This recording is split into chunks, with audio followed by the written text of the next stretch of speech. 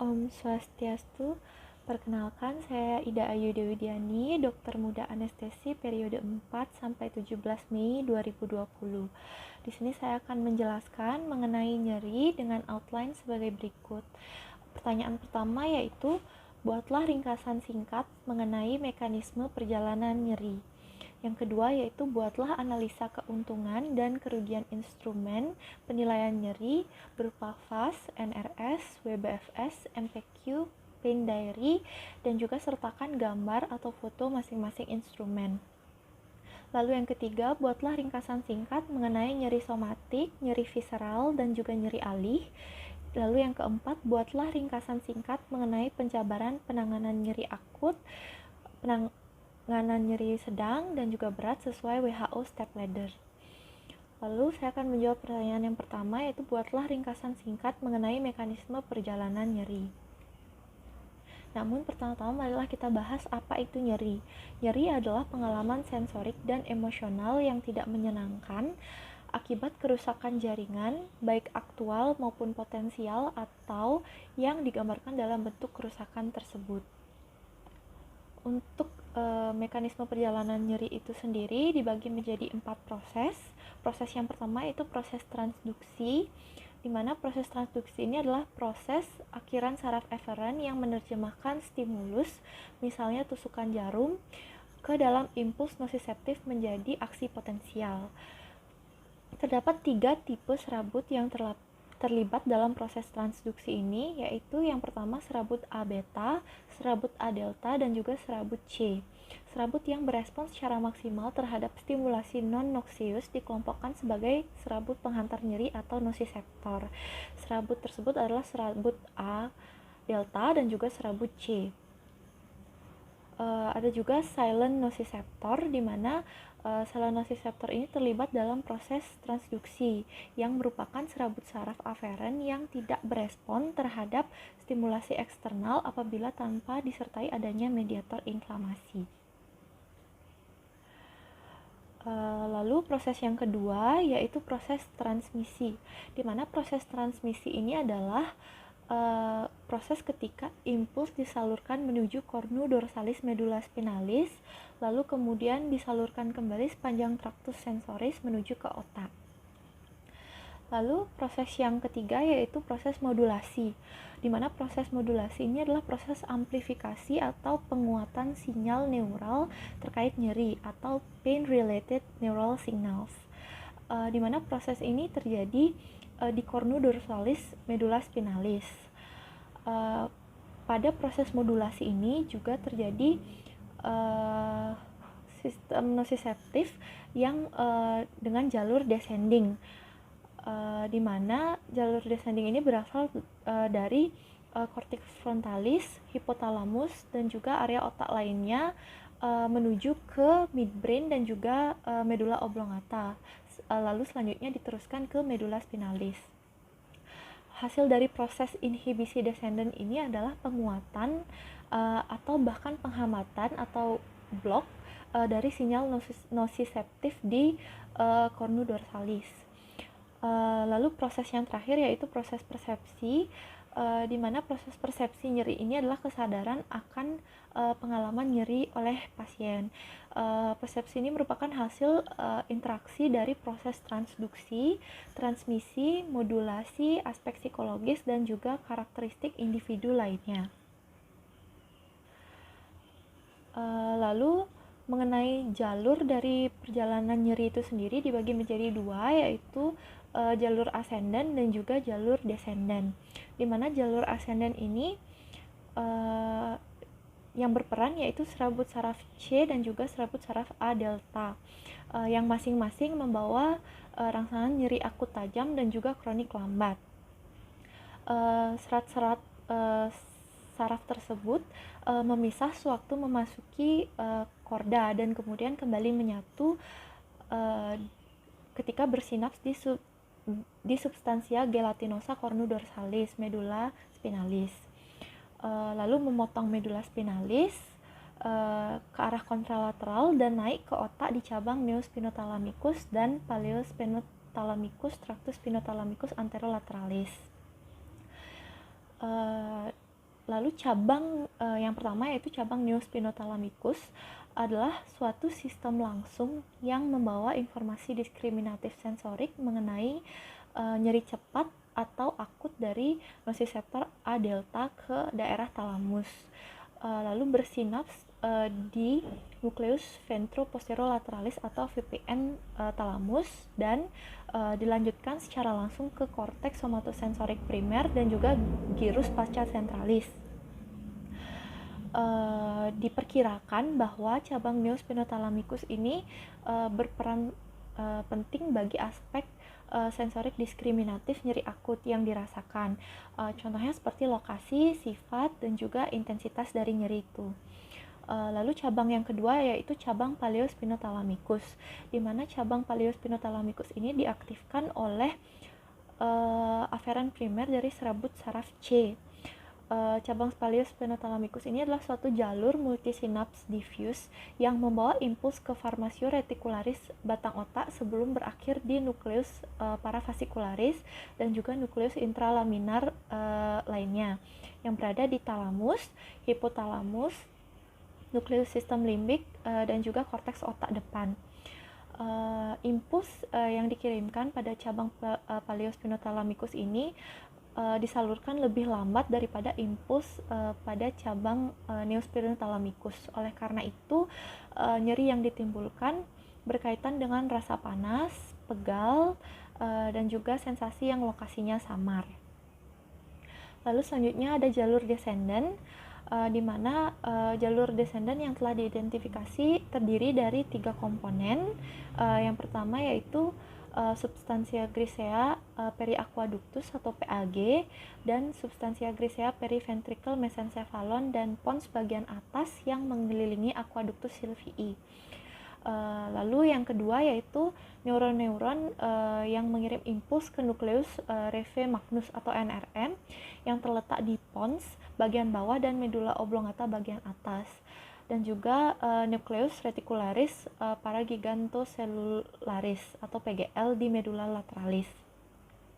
Lalu yang ketiga yaitu impuls yang ditransmisikan ke bawah menuju kolumna dorsalis medula spinalis ke suatu kompleks inhibitorik nyeri yang terletak di cornu dorsalis medula spinalis. Pertanyaan kedua yaitu buatlah analisa keuntungan dan kerugian instrumen penilaian nyeri FAS, NRS, WBFS, MPQ, Pain Diary, sertakan gambar atau foto masing-masing instrumen. Untuk instrumen penilaian nyeri itu sendiri, kenapa dibutuhkan? Hal ini dikarenakan oleh nyeri itu adalah suatu pengalaman sensorik yang multidimensional, di mana berbeda-beda dalam intensitas, kualitas, durasi, dan juga penyebaran dari nyeri itu sendiri. Sehingga dibutuhkanlah beberapa instrumen untuk menilai nyeri yang diderita oleh masing-masing pasien. Untuk instrumen penilaian nyeri itu sendiri dibagi menjadi 2 secara garis besar, yaitu instrumen unidimensional dan juga multidimensional. Untuk instrumen unidimensional itu biasanya hanya mengukur intensitas nyeri, cocok untuk nyeri akut, dan juga digunakan untuk evaluasi pemberian analgesik.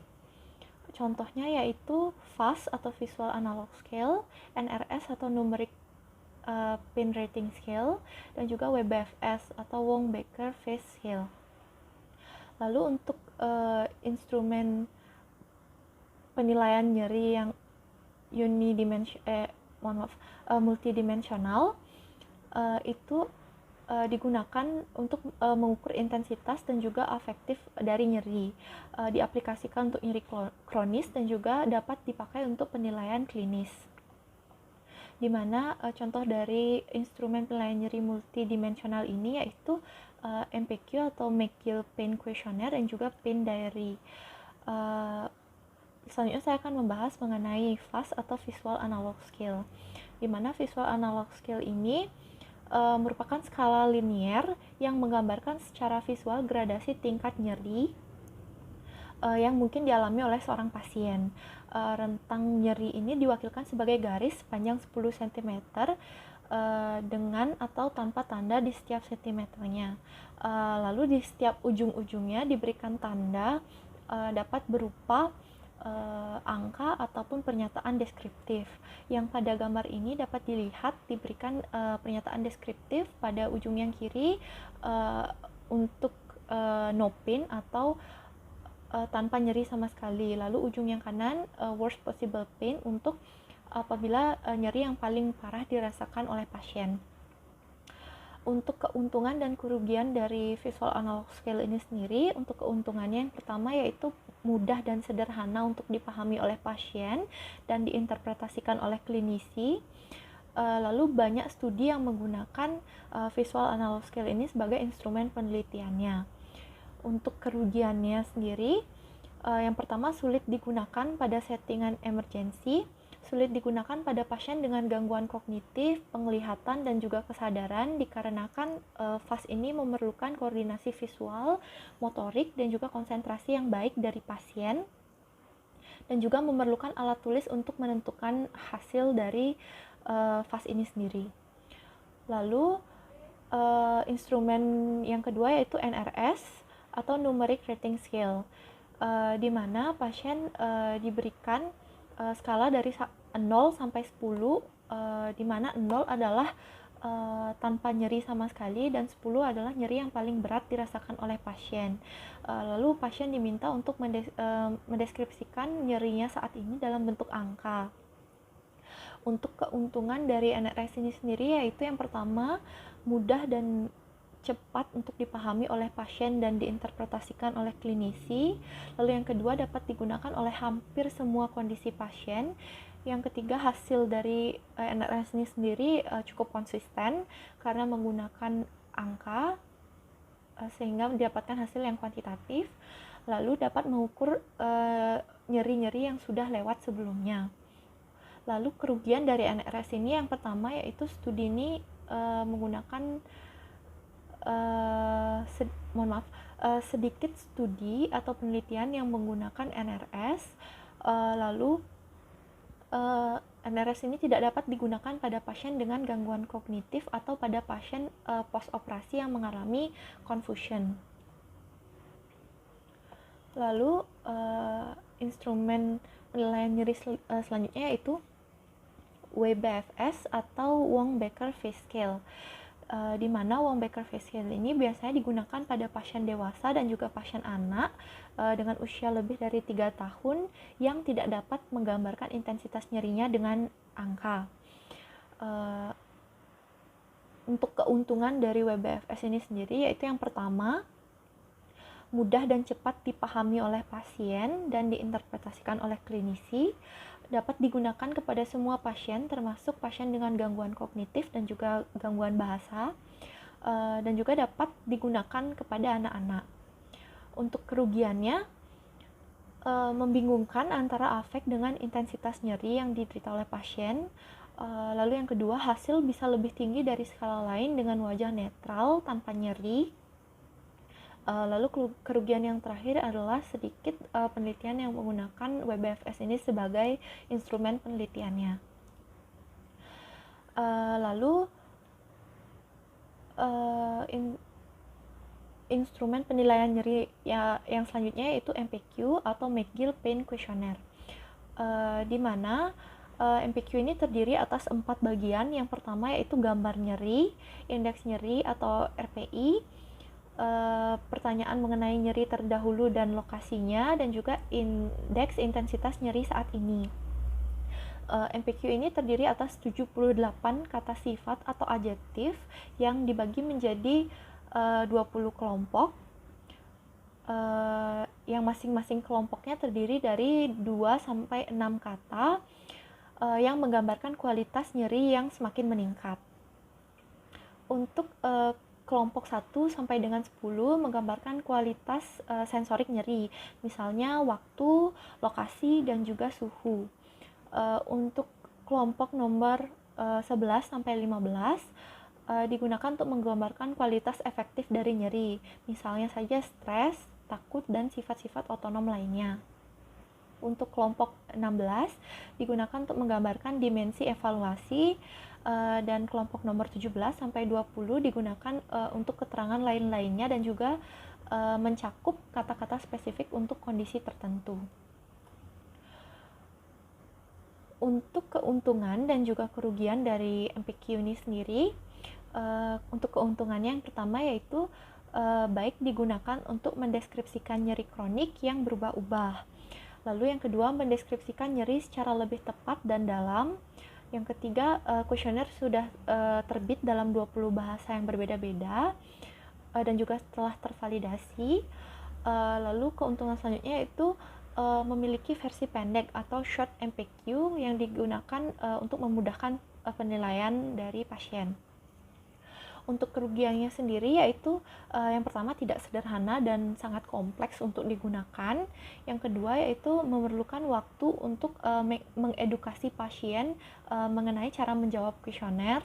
Lalu yang ketiga, pasien diharuskan untuk mengerti bahasa dan dapat berkomunikasi dengan baik dan memiliki koordinasi motor yang baik.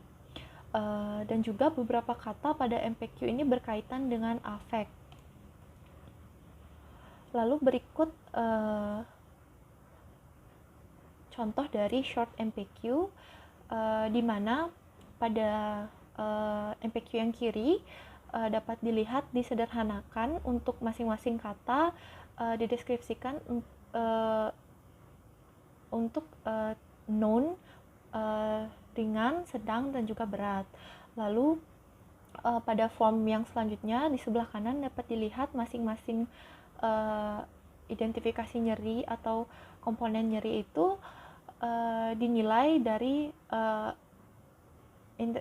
intensitas 0 sampai 10.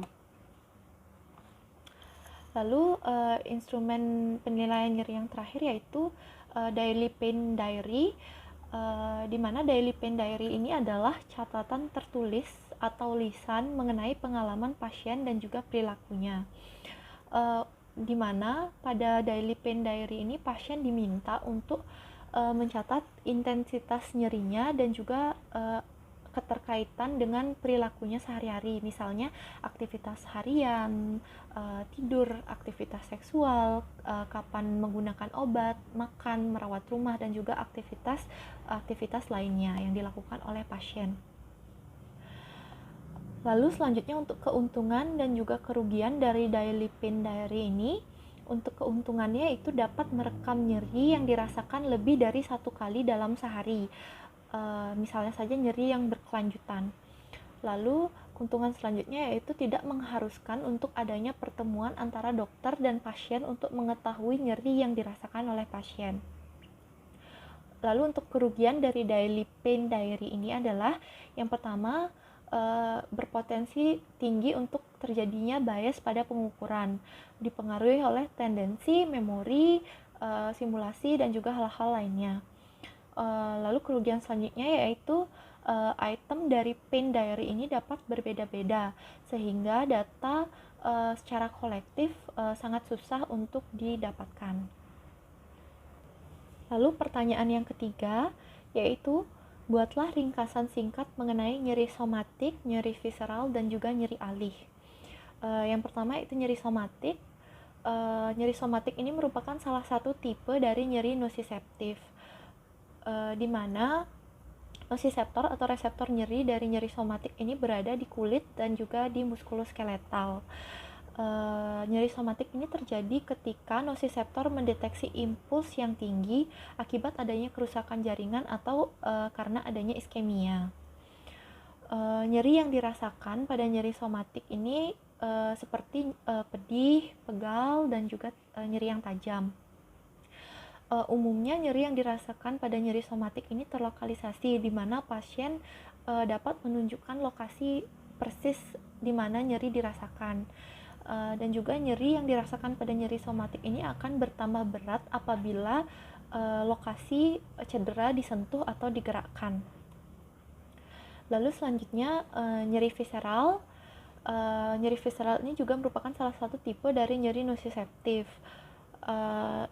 di mana nociceptor atau reseptor nyeri dari nyeri visceral ini berada di organ dalam tubuh. Ketika reseptor nyeri atau nociceptor mendeteksi impuls yang tinggi akibat peregangan organ, inflamasi atau iskemia dari organ dalam, maka terjadilah nyeri visceral yang dirasakan seperti tertindih, kram, dan juga terperas. Nyeri yang dirasakan biasanya bersifat diffuse dan tidak terlokalisasi, sehingga ketika pasien mengeluhkan nyeri tidak dapat menunjukkan lokasi persis dari di mana nyeri ini dirasakan. Nyeri pada organ visceral ini juga dapat dirasakan pada area kulit di sekitarnya yang dinamakan revert pain atau nyeri alih. Nah, nyeri alih ini merupakan nyeri visceral yang menimbulkan hiperestesia pada dermatom yang sesuai dengan segmen yang mempersyarafi organ visceral tersebut. Untuk patofisiologi dari nyeri alih ini sendiri dibagi menjadi dua teori, yaitu teori yang pertama, teori konvergensi, di mana impuls nyeri dari organ visceral bersinaps di tempat di mana impuls dari dermatom juga bersinaps. Lalu teori yang kedua yaitu teori fasilitasi, di mana teori fasilitasi ini adalah impuls nyeri dari organ visceral memberikan kolateral pada sel di mana impuls dari dermatom bersinaps. Contoh dari nyeri alih atau revert pain ini adalah nyeri yang dirasakan di lengan pada penderita angina pectoris. Lalu pertanyaan yang keempat yaitu buatlah ringkasan singkat mengenai penjabaran penanganan nyeri akut, sedang, dan berat sesuai WHO Step Ladder. Untuk penanganan nyeri itu sendiri dibagi menjadi 3, yaitu golongan non-opioid, golongan opioid, dan juga terapi adjuvan. Untuk golongan non-opioid ada acetaminophen dan juga NSAID. Untuk opioid ada opioid ringan dan juga opioid kuat, dan juga ada terapi adjuvan. Selanjutnya saya akan membahas golongan non-opioid yang pertama, yaitu acetaminophen atau yang biasa kita sebut sebagai paracetamol, di mana acetaminophen ini memiliki sifat analgesik dan antipiretik tetapi tidak memiliki sifat antiinflamasi.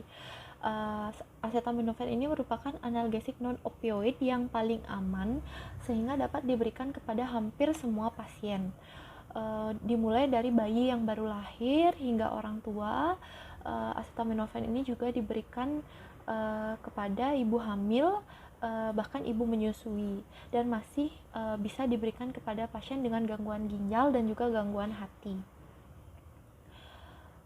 Untuk dosis dari acetaminophen ini sendiri yaitu 500 sampai 100 mg setiap 4 sampai 6 jam dengan dosis maksimal yaitu 4 gram per harinya.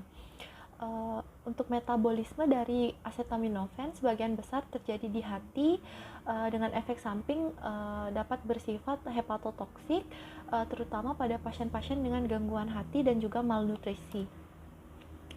Lalu golongan non-opioid selanjutnya yaitu NSAID atau non-steroidal anti-inflammatory drugs. Kerjanya yaitu menginhibisi enzim COX-1 dan COX-2 yang berguna untuk mengkonversi asam arakidonat menjadi prostaglandin dan tromboksan, di mana prostaglandin merupakan salah satu mediator nyeri dan juga inflamasi. Untuk COX-1 diekspresikan secara konstitutif untuk fungsi-fungsi fisiologis seperti fungsi ginjal, proteksi mukosa lambung, dan juga fungsi trombosit. Lalu untuk COX-2 diekspresikan terutama pada keadaan nyeri dan juga inflamasi. Jadi COX-2 ini bersifat induktif atau inducible. Ada dua macam NSAID, yaitu NSAID yang non-selektif dan juga NSAID selektif. Dengan semua analgesik non-opioid bersifat ceiling effect. Untuk NSAID selektif ini menginhibisi baik itu enzim COX-1 dan enzim COX-2. Contohnya seperti ketorolac, diclofenac, dan juga ibuprofen. Dengan pemakaian jangka panjang dari NSAID selektif ini dapat menimbulkan efek samping berupa iritasi lambung, gangguan ginjal, dan juga gangguan pembekuan darah. Oleh karena efek samping berupa iritasi lambung, NSAID selektif ini seringkali disertai dengan kombinasi obat dengan PPI atau proton pump inhibitor. Lalu untuk NSAID non-selektif hanya menginhibisi enzim COX-2 saja tanpa menginhibisi enzim COX-1. Contohnya seperti celecoxib dan juga parecosib. Untuk NSAID non-selektif ini dapat menimbulkan efek samping protrombotik sehingga dapat memicu serangan jantung dan juga stroke. Nah, untuk obat golongan NSAID ini disarankan penggunaannya tidak lebih dari 5 hari dikarenakan efek samping yang dapat ditimbulkan dari NSAID itu sendiri, seperti yang telah disebutkan sebelumnya, yaitu iritasi lambung dan juga serangan jantung dan stroke. Lalu golongan anti nyeri selanjutnya yaitu golongan opioid, di mana opioid ini merupakan analgetik terkuat dan sangat umum digunakan setelah pembedahan pada pasien kanker, luka bakar, dan juga pasien lainnya yang menderita nyeri kronis. Untuk cara kerja dari opioid ini sendiri yaitu berikatan dengan reseptor mu, kappa, dan delta di substansia gelatinosa.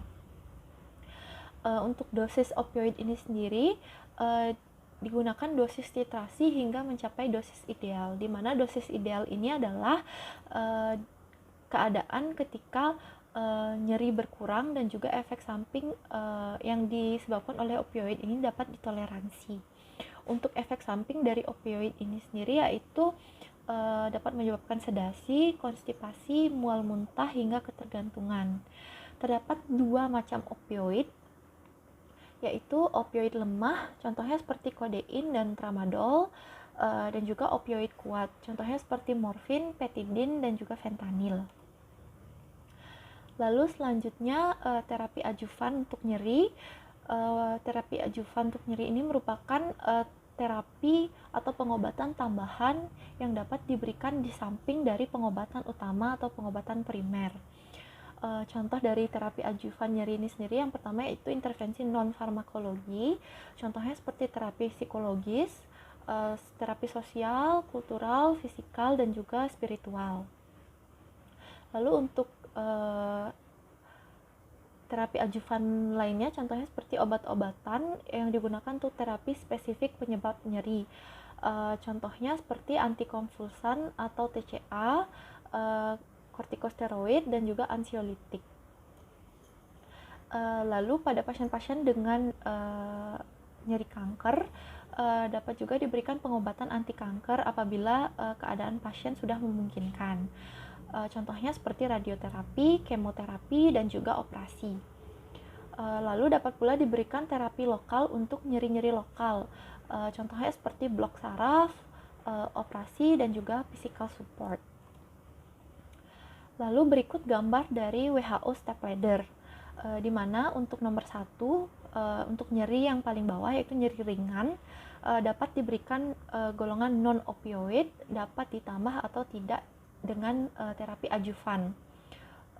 Dapat diberikan acetaminophen atau NSAID non-selektif seperti ibuprofen, dan juga NSAID selektif seperti celecoxib. Lalu untuk yang kedua, nyeri sedang, pasien dapat diberikan opioid ringan dengan tambahan non-opioid, dan juga dapat atau tidak ditambahkan dengan terapi adjuvan.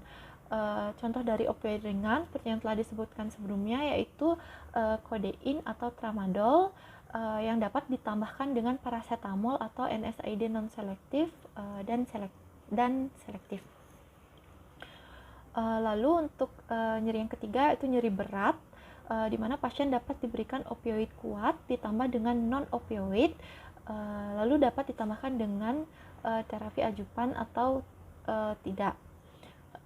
Lalu untuk opioid kuat di sini yang digunakan dapat berupa morfin atau dapat juga menggunakan fentanyl patch.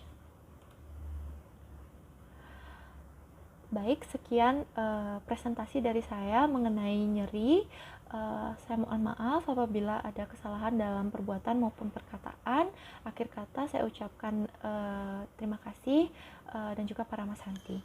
Om Santi Santi Santi.